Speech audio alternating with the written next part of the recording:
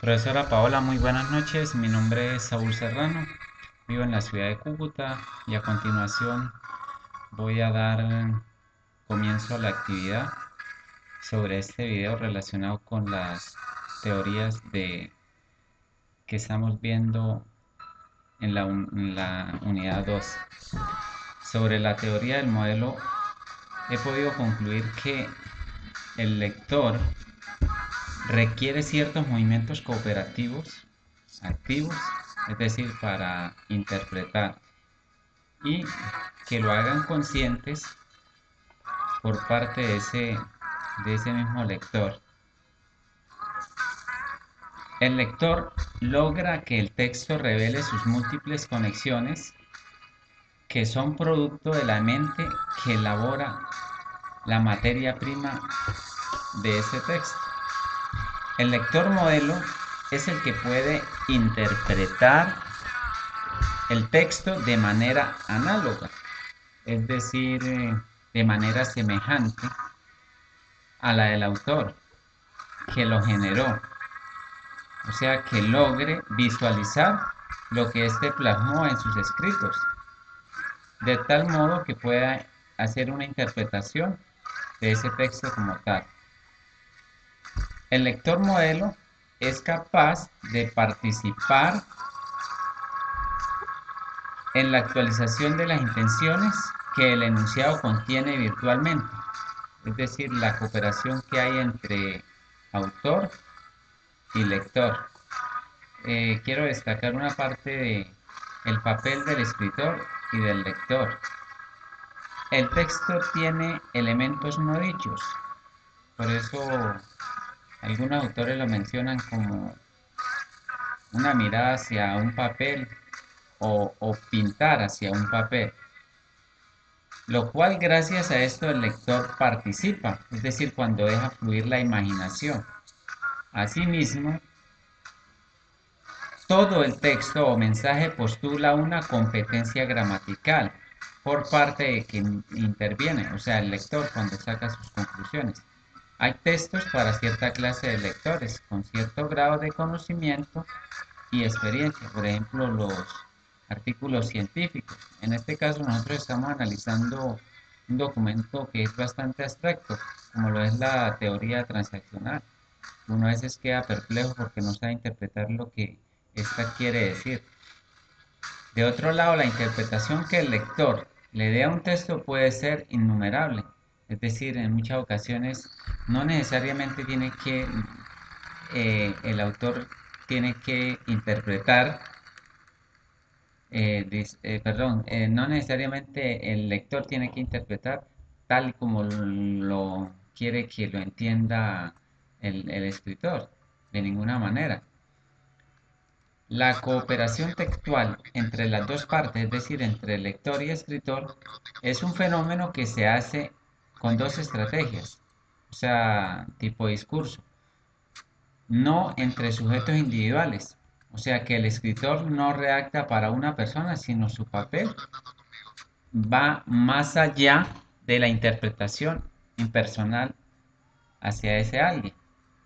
Tanto lector como escritor usan lo que mencionaba anteriormente, estrategias diferentes, donde el primero imagina a su lector y viceversa, el lector a su escritor. Es más segura la hipótesis que se hace el lector de la que hace el escritor.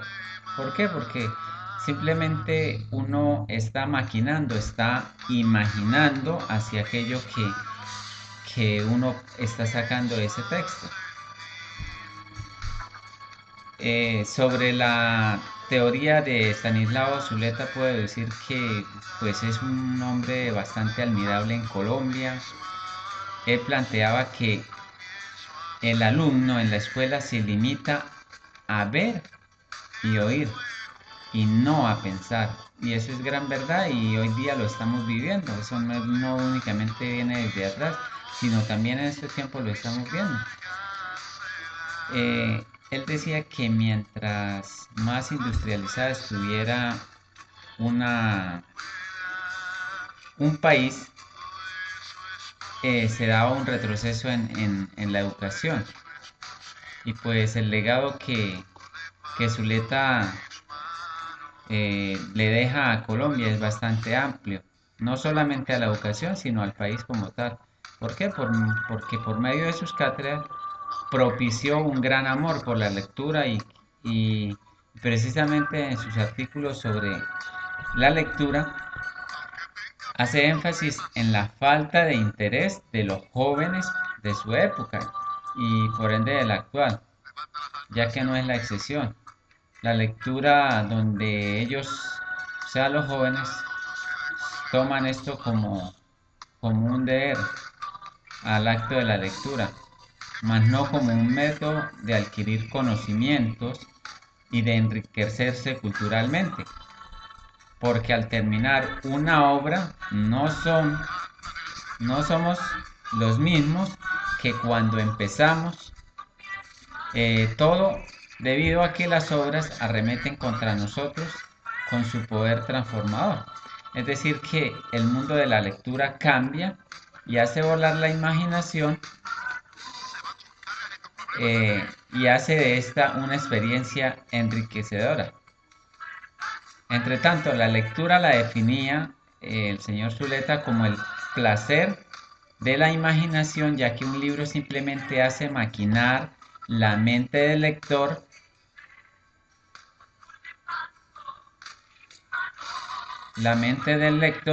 al lugar donde se dan los hechos.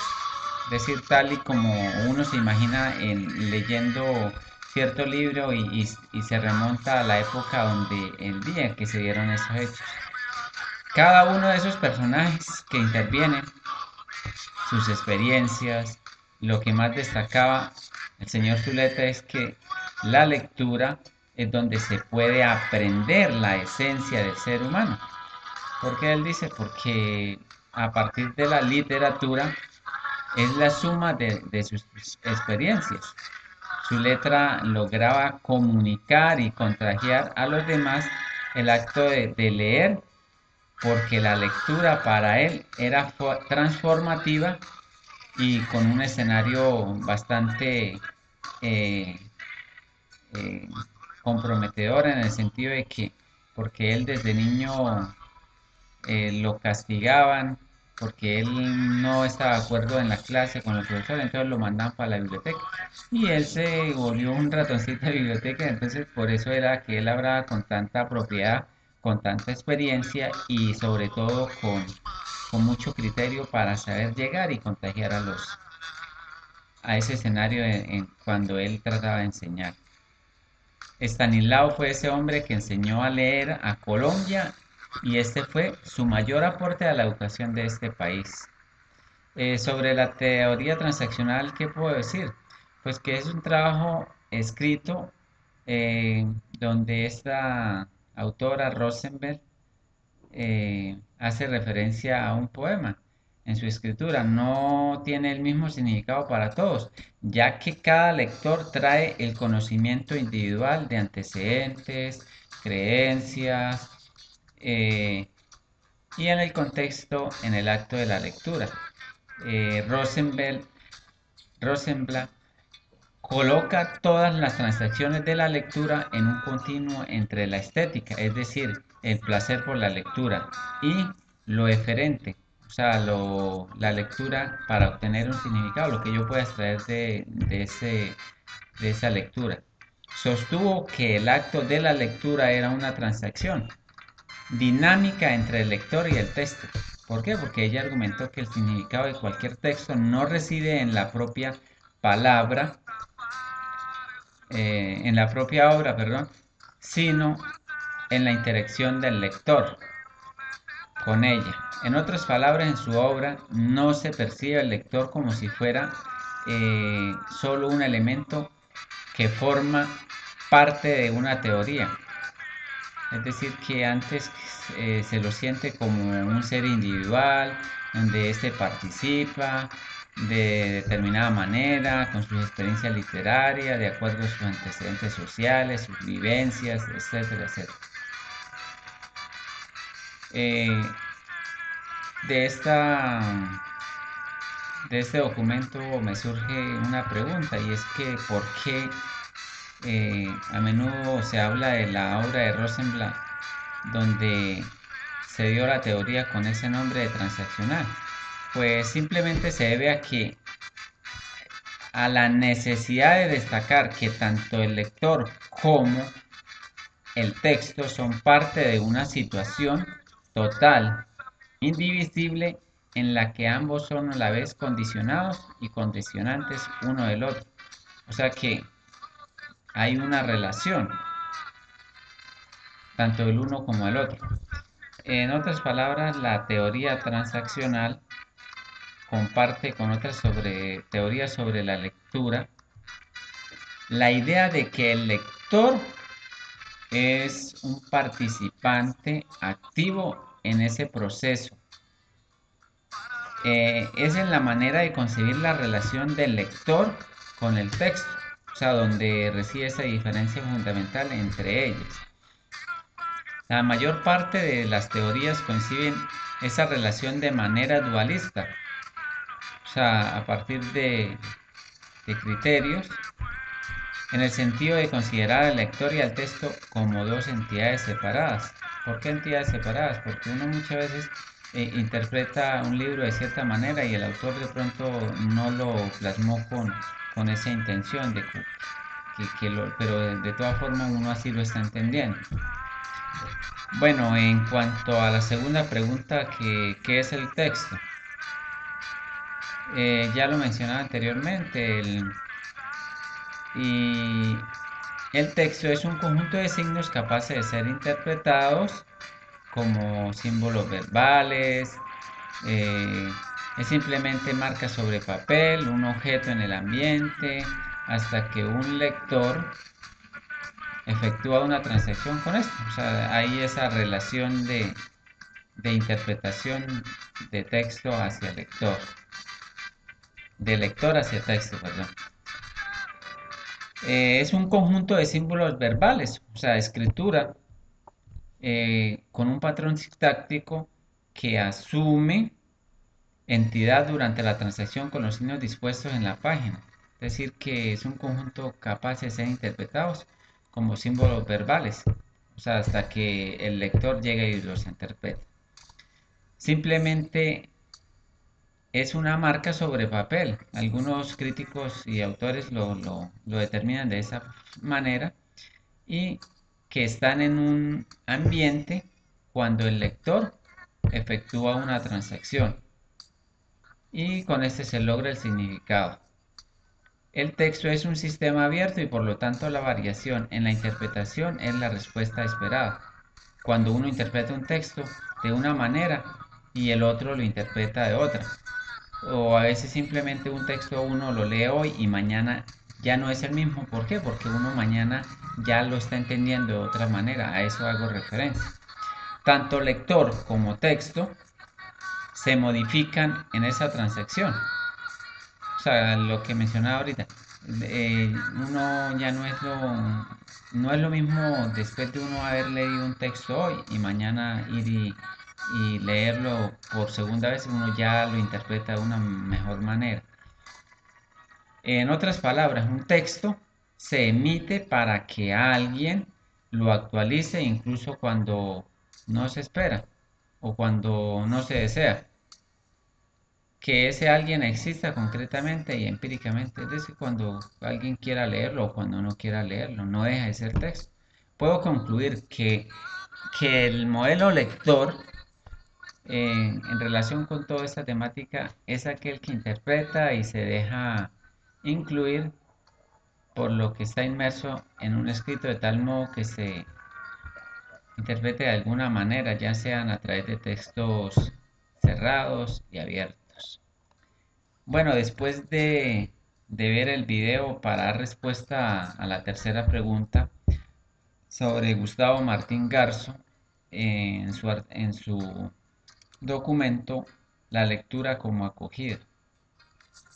¿Qué ideas expresadas por este escritor tienen relación con esas teorías mencionadas anteriormente? Pues el señor Garzo simplemente destaca la literatura desde cualquier contexto es bien importante para la vida del hombre. Por tanto, se asemeja a las ideas de Estanislao Zuleta, donde éste define la lectura como un acto de goce de imaginación. ¿Por qué? Porque él siempre ha estado metido en el libro de los mundos. A él como castigo lo enviaron para una biblioteca y resulta y sale que a él le hicieron fue un favor y aisló a su hijo y se lo llevó para el campo, no había televisión, no había nada, y lo metió también en el cuento de la lectura. Y hay algo que me llamó la atención de este señor Garzo. Él decía que la lectura la relaciona con un secreto, un misterio. ¿Por qué? Porque para él leer es adentrarse en ese mundo desconocido que hay en cada uno de nosotros. Que nosotros somos un elemento que tenemos, que podemos descubrir, que estamos por allá como inmersos en el desconocimiento y cuando llegamos a los libros aprendemos de ellos. También hay otras partes donde él menciona la literatura es la escena en la que un adulto coge de la mano a su hijo cuando llega la hora de dormirse y le lleva a la cama. Y es allí donde le dice, bueno, es hora de acostarse. Entonces el niño siente esa de quedarse ahí solo, que la oscuridad. Entonces cuando el papá llega y le lee ¿qué? Un cuento a ese hijo. Y allí el niño entra en un proceso donde las historias que hay allí le cautivan. Y por eso en el transcurso de esta carrera he aprendido de que para que exista ese amor hacia la lectura uno debe hacer acompañamiento a sus hijos para que ellos eh, descubran ese mundo que ofrecen los cuentos, las historias, qué sé yo. Entonces él destacaba esa historia. También dice que la lectura no es para saber lo que ya conocemos, sino para llegar a lo desconocido. Es decir, yo como pienso conocer una historia, por lo menos ya sea vista desde un campo real o ficticio, si yo no me la leo, ¿cómo pretendo yo? Entonces, por eso él mencionaba que la literatura es, perdón, la lectura es, no se lee para saber lo que conocemos, sino para lo que uno no conoce. El señor Gustavo también recalca a los adultos no dejar de contar cuentos a los niños, ya que un mundo que se queda sin cuentos no es bueno, porque en ellos se guarda la sabiduría y la memoria de los valiosos que son dichos cuentos. Menciona los cuentos que tienen un poder de iluminar el mundo. Lo valioso de la vida no es el dinero, es saber disfrutar de lo que está uno a su lado. Bueno, en conclusión, el señor Gustavo menciona la importancia de la literatura en todos sus contextos, porque llena de conocimiento al hombre, independientemente de la forma como éste comprenda e interprete cualquier texto. Es decir, que es la relación que se puede sacar así a grosso modo de todas esas lecturas, que por lo tanto pues son un poco complejas. Su filosofía pues es una filosofía abstracta con la que está redactada desde una parte diría yo científica, porque son textos bien complicados. Me costó entender un poco esto, tuve que indagar mucho para poder entender y uno simplemente no lo entiende con una sola leída, me tuvo que leer mucho, ir a otras fuentes. Bueno, profesora, esa es la interpretación de que yo le he hecho a este video. Espero haya podido cumplir con las expectativas. Simplemente no estoy aquí para cumplir con una nota, sino para seguir aprendiendo. A usted muchas gracias por habernos dado la oportunidad de alargar la fecha de entrega de esto. Como le comentaba anteriormente por mensajería instantánea, a veces uno se siente cansado, pero como le decía, no rendido. Sin embargo, estaría ahí a la lucha, a la vera del camino para seguir aprendiendo. Y pues me queda decirle que muchas gracias y por la oportunidad y que mi Dios la bendiga. Le habló Saúl Serrano de la ciudad de Cúcuta, pertenezco al grupo 3. Muchas gracias.